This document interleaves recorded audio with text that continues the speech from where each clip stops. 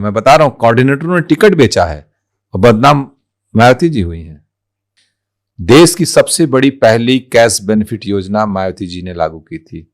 33 लाख महिलाओं को 400 रुपए दिए गए थे। आप उठा के देखिएगा, रिकॉर्ड है। उनके इर्द गिर्द के लोग उनको बहुत गुमराह किया, उनके कोऑर्डिनेटर वगैरह ने बहुत मिसगाइड किया। क्योंकि हमारे नेता को ही गुमराह किया उस समय की मायावती जी हमारी भाई राष्ट्रीय अध्यक्ष थी, नेता थी। होता क्या है, जब नीचे जो सेकंड लेवल की लेयर होती है उसको लगता है कोई और पावर एग्जिस्ट हो रही है तो उसको हटाओ, काटो, बांटो, उसी में हो गया। क्योंकि मेरे कहने पे 2012 में बहन जी ने, मुझे याद है, 10-12 टिकट एमएलए के दे दिए थे। 2007 से 12 के बीच में जब वो प्रदेश की मुख्यमंत्री थी, अगर उस समय वो देश में निकल गई होती, उनको जो कॉकस था उनके अगल बगल, उन्हें निकलने नहीं दिया, उनको सिक्योरिटी का इतना डर दिखा दिया कि आपकी हत्या हो जाएगी, आपको आतंकवादी मार देंगे, ये कर देंगे, वो कर देंगे। अगर वो निकल गई होती तो हो सकता है देश की प्रधानमंत्री हो गई होती। वो किस पार्टी, स्टेट की पार्टी, मैंने एकमात्र पार्टी ज्वाइन की, बहुजन समाज पार्टी। मैंने बहुजन समाज पार्टी छोड़ा नहीं। बहुजन समाज पार्टी ने मुझे निष्कासित, क्या कहते, सस्पेंड किया 2011 में। मैंने बहुजन समाज पार्टी नेता को चिट्ठी लिखा कि मुझे क्यों सस्पेंड किया गया, जवाब दिया जाए। उस प्रदेश अध्यक्ष ने प्रेस कॉन्फ्रेंस की थी, ये लोग जवाब नहीं दिए। फिर मैं इलेक्शन कमीशन गया, कुरैशी साहब उस समय अध्यक्ष सीईसी थे, तो मैंने उनसे कहा, हमने कहा मेरा सस्पेंशन गलत, मैं एमपी था सिटिंग उस समय, मैंने कहा मेरा सस्पेंशन गलत किया गया इसमें। लेकिन क्या वजह रही थी वो? तो मैं बता रहा हूँ वो भी। तो फिर मैं चला गया इलेक्शन कमीशन, तो इलेक्शन कमीशन ने, हमने उनको पिटीशन फाइल किया, तो उन्होंने कहा ये हमें वो नहीं कर सकते इस पे, तो हमें पावर ही नहीं ऑर्डर करने का। हमने कहा इधर यू शुड एक्सेप्ट इट और रिजेक्ट इट। अगर आप रिजेक्ट करोगे तो मैं एपेक्स कोर्ट जाऊंगा, इस पे जाऊंगा, कुछ ना कुछ डायरेक्शन लूंगा ही लूंगा मैं, क्योंकि ऐसे ही मैं सिटिंग एमपी हूं, मुझे ना ऐसे सस्पेंड कर देंगे। ये क्या, मैं निधि का दुरुपयोग करता हूं, मुझसे अच्छा तो किसी निधि का उपयोग ही नहीं किया होगा, एमएलए से लेकर एमपी तक। तो हमने कहा इस तरीके का अनर्गल आरोप लगा के सस्पेंड करना, और तो कोई आरोप था नहीं मेरे ऊपर, यही आरोप लगा के कर दिए लोग। क्योंकि हमारे नेता को ही गुमराह किया उस समय की मायावती जी हमारी भाई राष्ट्रीय अध्यक्ष थी, नेता थी। होता क्या है, जब नीचे जो सेकंड लेवल की लेयर होती है उसको लगता है कोई और पावर एग्जिस्ट हो रही है तो उसको हटाओ, काटो, बांटो, उसी में हो गया। क्योंकि मेरे कहने पे 2012 में बहन जी ने, मुझे याद है, 10-12 टिकट एमएलए के दे दिए थे। और मैं ऑनेस्टली बताऊं, बहन जी के ऊपर आरोप बहुत लगते हैं, पैसा लेके टिकट दिया जाता है, किया जाता है। चूंकि आज पहली बार मैं पॉडकास्ट में हूँ, बात भी कर रहा हूँ।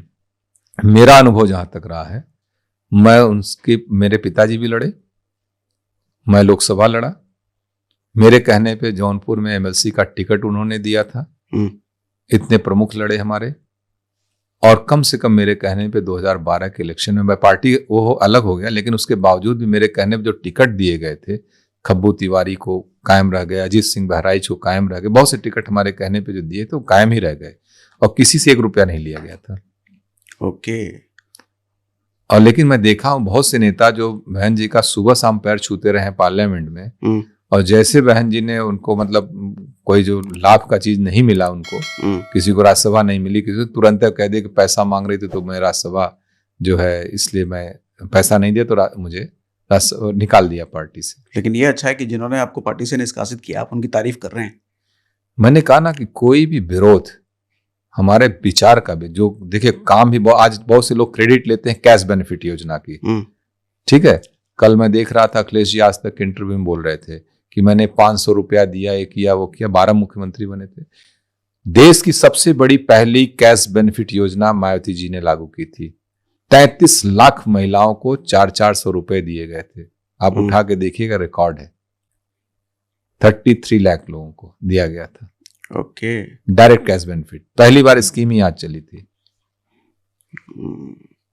आज रिश्ते कैसे हैं मायावती जी से? हम उनका आदर करते हैं, एज ए नेता के रूप में मैं आदर करता हूं। देखिए बहुत, मतलब उनके इर्द गिर्द के लोग उनको बहुत गुमराह किया, उनके कोऑर्डिनेटर वगैरह ने बहुत मिसगाइड किया। अगर वो 2007 से 12 के बीच में जब वो प्रदेश की मुख्यमंत्री थी, अगर उस समय वो देश में निकल गई होती, उनको जो कॉकस था उनके अगल बगल, उन्हें निकलने नहीं दिया, उनको सिक्योरिटी का इतना डर दिखा दिया कि आपकी हत्या हो जाएगी, आपको आतंकवादी मार देंगे, ये कर देंगे, वो कर देंगे, और चूंकि सिक्योरिटी ब्रीफिंग बहुत से अधिकारी जाते थे, हम लोग परिचित थे, बताते थे यार ऐसी ऐसी बात करते हैं लोग वहां पर कि बड़ा आश्चर्य होता है। अगर वो निकल गई होती तो हो सकता है देश की प्रधानमंत्री हो गई होती वो। ओके। मैं आपको बताऊं कि 2008-9 की बात है, मैं छत्तीसगढ़ जा रहा था, जसपुर, हमारे गुरुजी का आश्रम है। मैं अंबिकापुर से बाय रोड जा रहा था और जगह जगह मैं रुकता, मेरी आदत भी है जब मैं बाय रोड निकलता हूं तो छोटी बाजारों में रुकता हूं, लोगों से जानता हूं, हाँ मिलता हूं, वहां के लोगों से बात करता हूं, क्या वहां पे रोजगार है, क्या खेती है, थोड़ा सा पॉलिटिकल क्या है, सोशियो इकोनॉमिक क्या चैलेंजेस हैं, इस तरीके से थोड़ा बहुत समझने का प्रयास। चाय की दुकान पे बैठ गए, अगर राजनीति करना तो देश को समझना होगा आपको। बिल्कुल। तो वहां पे हमारी गाड़ी में बसपा का झंडा लगा हुआ था, ठीक है। तो हमको देख के कुछ लड़के गाड़ी देके बहन जी जिंदाबाद, बहन जी जिंदाबाद। छत्तीसगढ़ में हमने उनसे पूछा, क्रिश्चियन थे और बहन जी जिंदाबाद कर रहे थे। तो मुझे लगा यार इनको अगर देश में निकल जाएंगी तो निर्विवाद रूप से देश की सबसे बड़ी दलित नेता थी वो, निर्विवाद रूप से मैं कह रहा हूं। 2009 उनके लिए गोल्डन अपॉर्चुनिटी थी।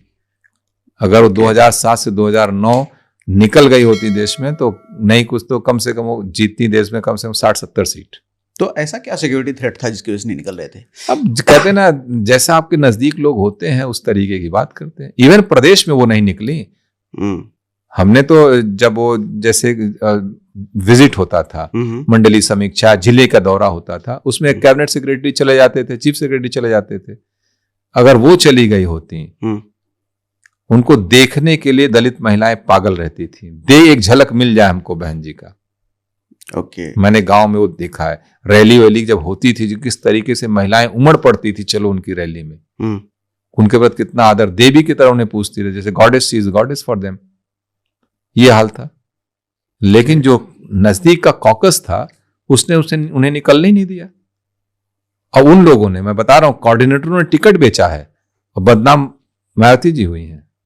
और उसमें से एक दो कोऑर्डिनेटर तो छोड़ के मैं जानता हूं, हमसे तो विवाद भी हो गया। एक दिन सेंट्रल हॉल में बैठे थे, उनको अपशब्द कह रहे थे। हमने कहा कि यार जिन्होंने तुम्हें बनाया कम से कम तुम लोग नहीं बोलने लायक हो।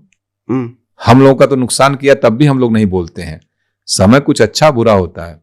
तो दोनों में से बेहतर नेता कौन है आपके हिसाब से, मायावती या अखिलेश यादव? गवर्नेंस में मायावती जी का कोई जोड़ नहीं है।